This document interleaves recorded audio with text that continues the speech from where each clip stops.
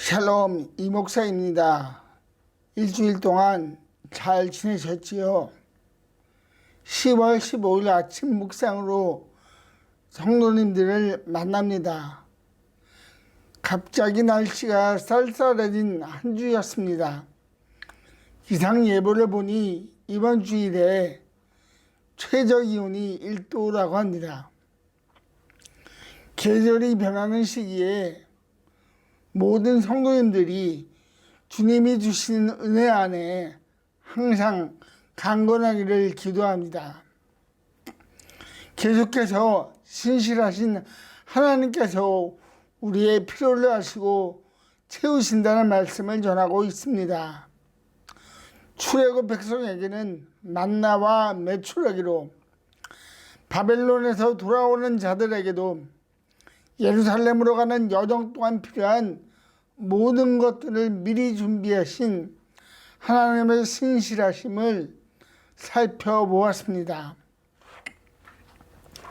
오늘도 역시 필요한 모든 것을 준비하시고 넘치게 부어주시는 하나님의 은혜를 빌립보서 4장 말씀을 통해서 나누겠습니다.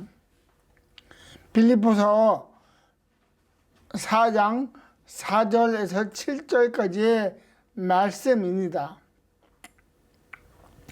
주님 안에서 항상 기뻐하십시오. 다시 말합니다. 기뻐하십시오. 여러분의 권용을 모든 사람에게 알리십시오. 주님께서 가까이 오셨습니다. 아무것도 염려하지 말고 모든 일을 오직 기도와 간구로 하고 여러분이 바라는 것을 감사하는 마음으로 하나님께 아뢰십시오. 그리하면 사람의 헤아림을 뛰어넘는 하나님의 평화가 여러분의 마음과 생각을 그리스도 예수 안에서 지켜줄 것입니다. 아멘.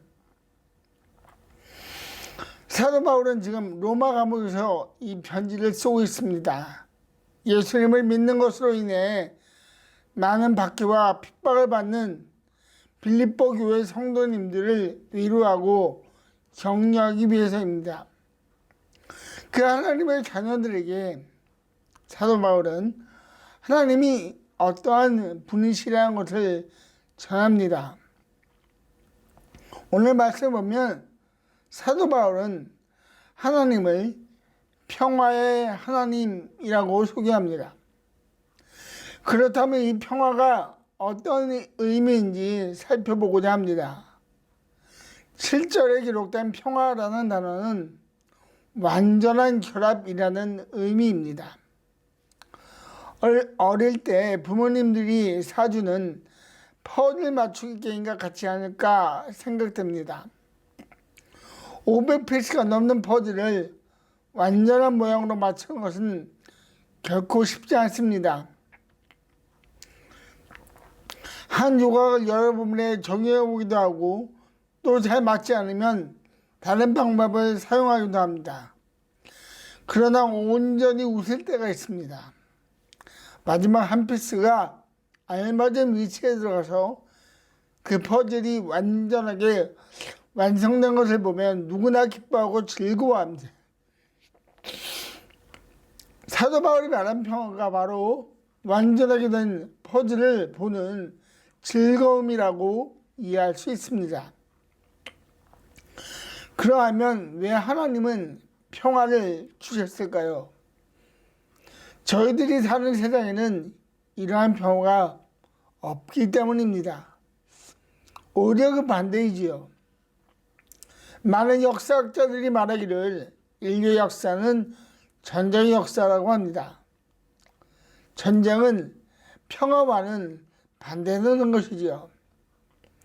전쟁을 하며 평화를 추구하는 것은 불가능합니다. 전쟁의 목적은 상대와의 싸움에서 이기는 것이고 그 목표를 위해서 수고를 하는 것입니다. 이러한 전쟁은 국가 간의 관계에만 적용되지는 않는데요. 조그만 공동체에도 그룹에도 이러한 전쟁이 싸움이 일어나는 것을 볼 수 있습니다. 가장 현실적으로 경험할 수 있는 것이 가족 간의 혹은 고부간의 갈등이 아닐까요? 이와 같이 저희들이 사는 세상에서 완전한 평화를 찾는 것은 불가능합니다. 그 이유는 세상이 불완전하기 때문입니다.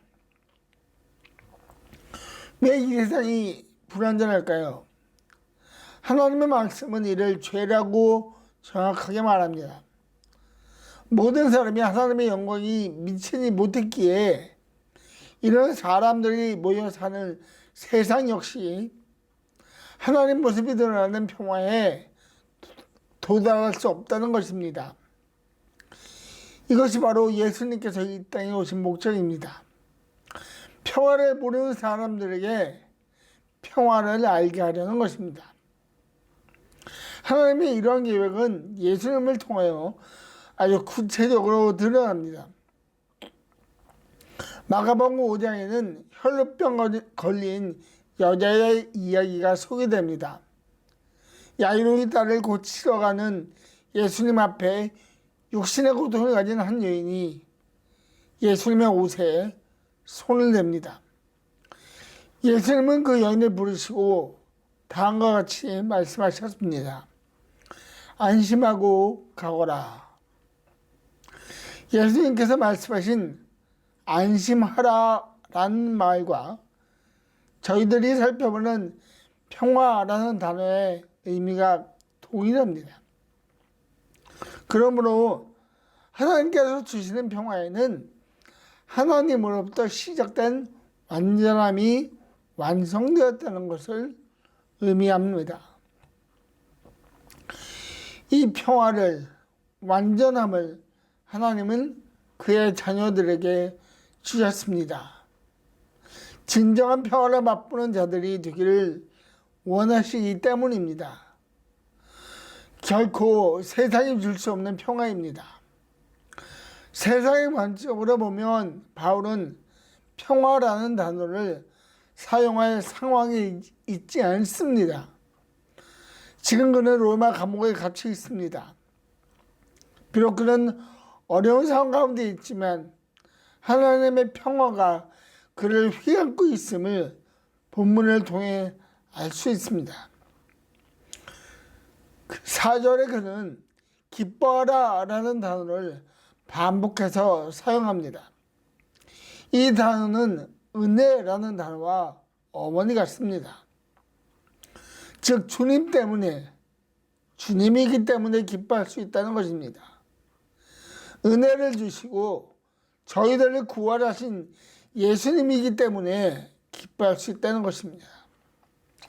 그렇게 오늘 아침 저희들이 생각해 볼 것은 이러한 하나님의 평화가 저희들의 마음 가운데 충만한가 하는 것입니다. 예수님 때문에 라는 은혜가 우리의 마음에 넘치는가를 생각해보는 하루가 되기를 축복합니다. 그 넘치는 은혜와 평강으로 하나님 나라를 바라보며 기쁨으로 한 걸음 한 걸음 나아가는 미랄교회 성도님들 되기를 예수님의 이름으로 축복합니다. 다음으로 하나님께서 주신 평화를 소유한 자들이 할 일이 있다는 것을 6절은 말하고 있습니다. 아무것도 염려하지 말고 모든 일을 오직 기도와 간구로 하고 여러분이 바라는 것을 감사하는 마음으로 하나님께 아뢰십시오. 이 구절을 보면 하지 말아야 할 것과 해야 할 것들의 구분에 대해 설명하고 있습니다. 먼저는 염려하지 말라는 것입니다. 사도 바울이 사용한 염려라는 단어는 조금 전에 저희들이 나눈 평화라는 단어와 정반대되는 뜻을 가지고 있습니다. 염려라는 것은 조각으로 흩어지다라는 의미입니다. 500개의 퍼즐이 바닥에 무질서하게 널브러져 있는 상태로 이해하면 될 것 같습니다. 어느 조각부터 다시 시작해야 하는지 고민합니다. 여러 번 맞춰보지만 잘 맞지 않는 것을 알게 되면 다시 하고자 하는 생각보다는 짜증도 나고 화도 나고 내가 이것을 왜 하는지에 대해서 화를 냅니다. 염려가 이와 같습니다. 일은 벌어졌는데 어디서부터 시작해야 하는지 모르는 상태를 말합니다. 시도할 엄두조차 내지 못합니다. 그러면서 마음이 나누어지게 됩니다. 마음이 나누어지니 자연스럽게 그 마음에 두려움이 있습니다. 두려움이 생기면 하기 싫어지거나 빨리 해결하기 위해서 매뉴얼보다는 자신의 방법으로 자신의 아이디어로 문제를 해결하려고 합니다. 하나님께서는 그의 백성들이 이러한 염려 가운데 있기를 원하지 않으십니다. 그래서 염려보다는 하나님을 바라보라고 말씀하십니다. 이러한 하나님의 마음을 여호수아 1장 9절에서 읽을 수 있는데요. 내가 너에게 굳세고 용감하라고 명하지 않았느냐? 너는 두려워하거나 낙담하지 말아라. 내가 어디로 가든지 너의 주 나 하나님이 함께 있겠다. 여호수아가 이스라엘 백성을 데리고 하나님이 약속하신 땅으로 들어가려고 합니다. 하나님께서는 이스라엘 백성들의 염려를 아셨습니다. 그 염려는 민수기 13장에 기록된 정탐꾼들의 보고에서부터 시작되었을 것입니다. 그래서 여호수아에게 이스라엘 백성에게 전달한 하나님의 말씀을 줍니다. 그것은 바로 강하고 담대하라는 것입니다. 왜 하나님은 이렇게 말씀하셨을까요? 그것은 염려보다는 하나님을 바라보라는 것입니다. 가나안의 큰 백성보다 40년 광야 생활에서 그들을 신실하게 인도하신 하나님을 바라보라는 것입니다. 염려 대신에 할 일이 있습니다. 그것은 기도입니다. 사도 바울은 모든 일을 오직 기도와 간구로 하라고 권면합니다. 기도하라는 것입니다. 그리고 그 기도에 감사하는 마음으로 하라고 말합니다. 하나님께 감사하라는 것입니다. 이 감사에는 하나님에 대한 믿음을 기초로 합니다. 하나님께서 이미 하나님 백성의 기도 제목들을 아시고 하나님의 방법으로 응답하실 것이기 때문에 감사하라는 것입니다. 예수님이 부활하셨다는 것을 믿음으로 선언한 빌립보 교회 성도님들 앞에 이들의 믿음을 방해하기 위한 시도가 많았음을 빌립보서 전체를 통해 알 수 있습니다. 바울은 이들을 대적하는 자들, 개 또는 악한 일꾼이라고 부릅니다. 이들의 주장은 인간의 행위와 노력으로 의에 도달한다는 것인데요. 이는 예수님의 가르침과 정반대가 되는 것입니다. 이들을 분별하기 위해 기도해야 합니다. 이러한 분별과 더불어 교회 공동체가 한 마음으로 기도할 때 하나님의 응답이 있음을 사도행전 12장에서 발견할 수 있습니다. 베드로와 예수님의 제자들은 열심히 예수님을 전했습니다. 이를 시기한 유대 사람들은 베드로를 감옥에 두었습니다. 교회는 즉 하나님의 백성 공동체는 이를 위해 간절히 기도하였고 하나님은 베드로가 감옥에서 나오게 하셨습니다. 기도의 힘입니다. 연합하여 기도할 때 하나님이 응답하시고 역사하신 것입니다.